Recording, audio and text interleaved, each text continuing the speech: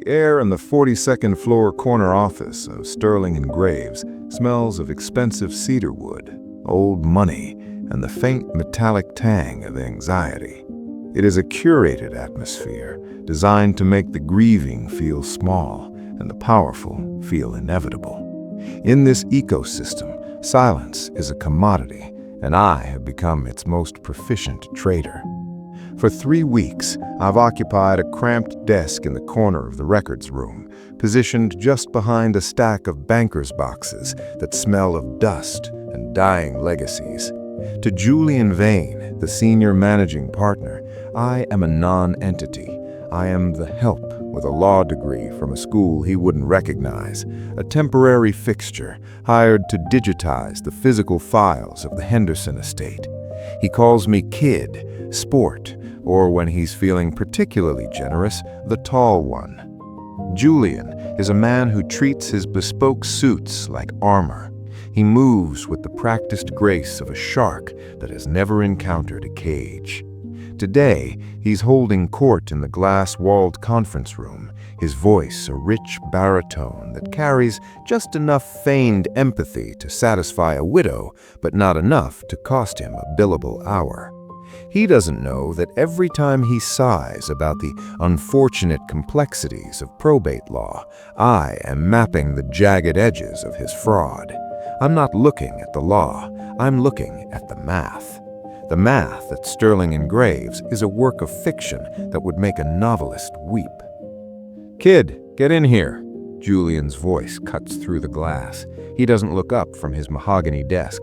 He's gesturing toward a spilled latte that is currently seeping into a stack of original affidavits.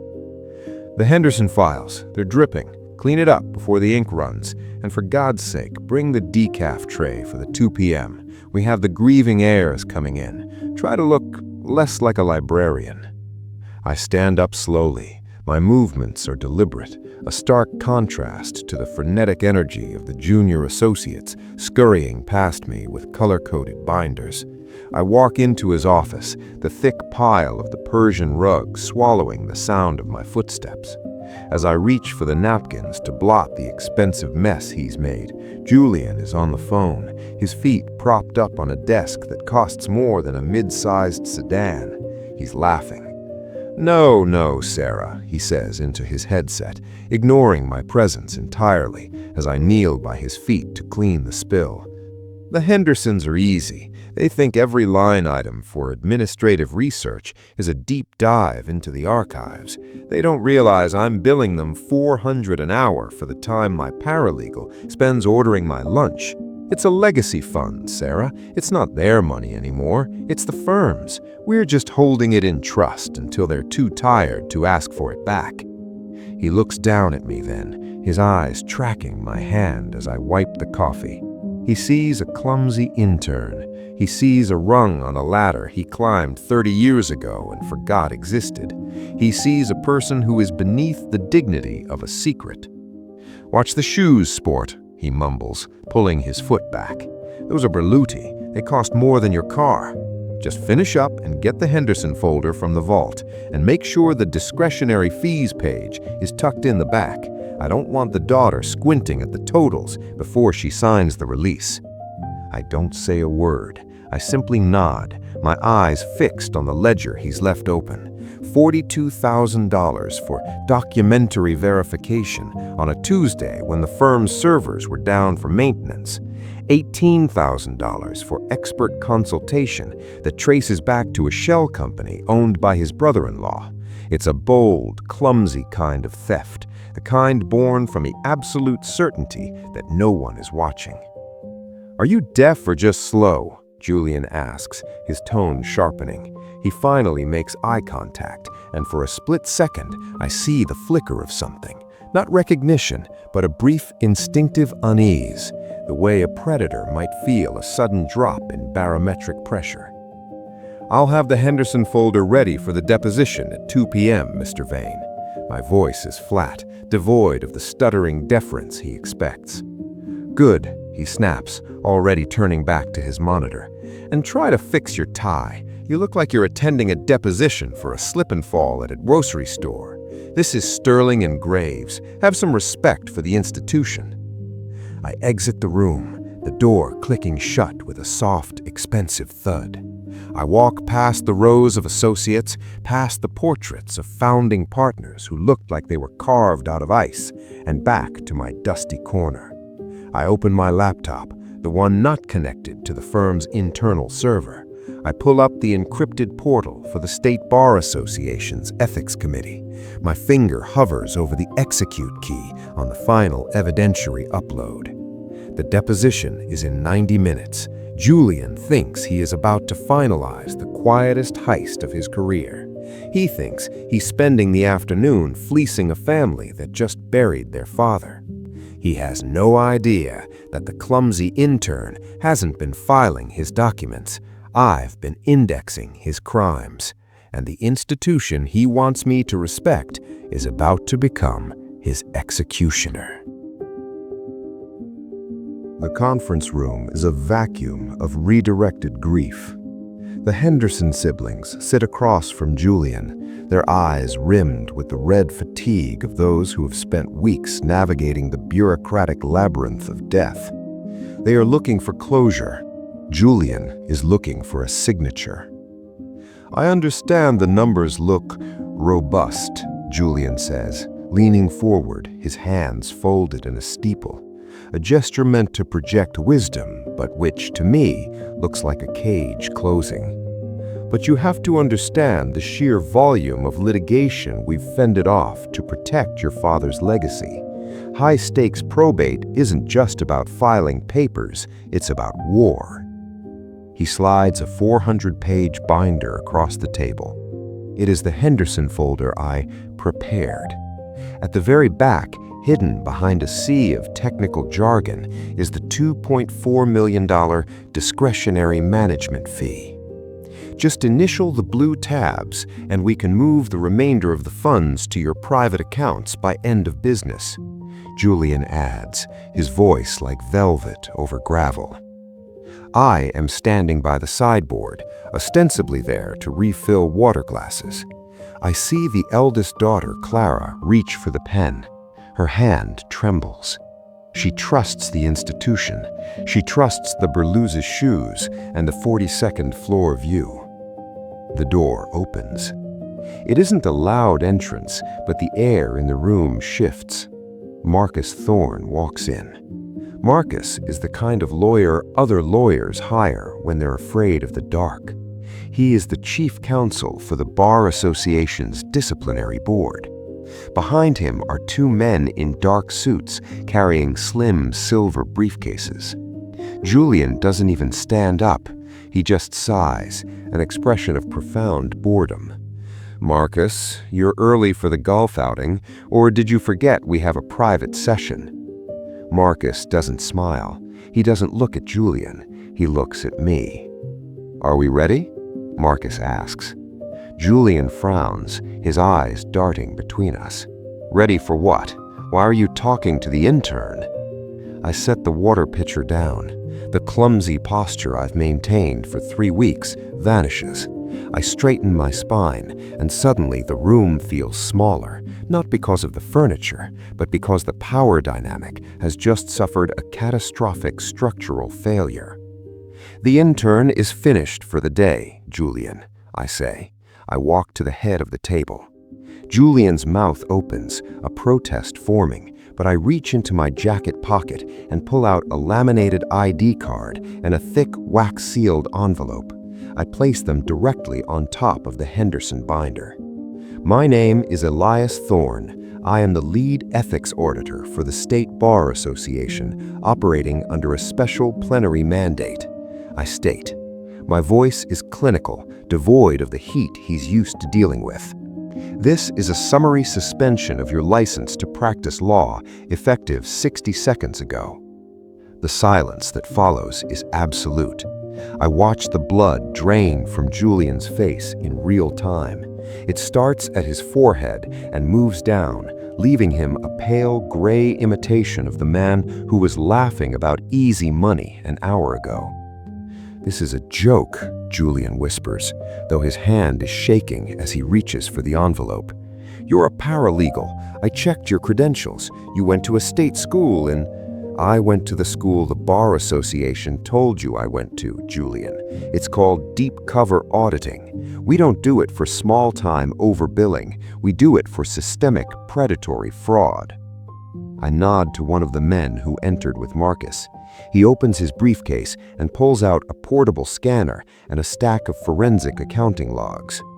You aren't just being suspended, Julian, I continue, my tone cold and rhythmic. You're being vacated. While I was cleaning coffee off your desk, I was mirroring your private server. We have the logs from the shell company you used to kick back the expert consultation fees. We have the recordings of your lunch meetings where you joked about the Henderson money pit. And most importantly, we have the real-time billing logs I've been keeping for the last 21 days. Julian tries to stand, his chair screeching against the hardwood like a dying animal.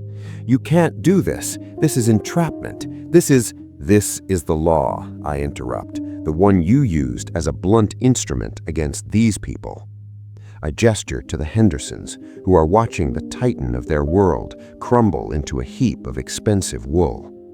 Marcus steps forward, laying a hand on the mahogany table. The firm's assets have been frozen. A receiver is currently downstairs taking over the server room.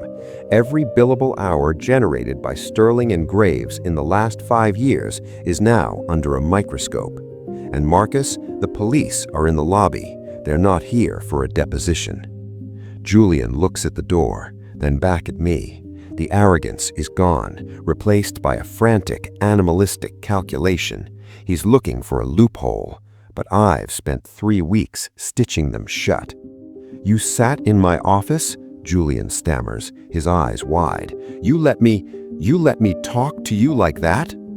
I let you be yourself, Julian. It's the most incriminating thing you've ever done. The transition from a law firm to a crime scene happens with surgical precision. As the police escort Julian toward the service elevator, a final indignity to spare the lobby's marble floors from a scene, the office begins to breathe differently. The frantic, high-pitched energy of the junior associates has been replaced by a heavy, contemplative stillness. I don't follow him out.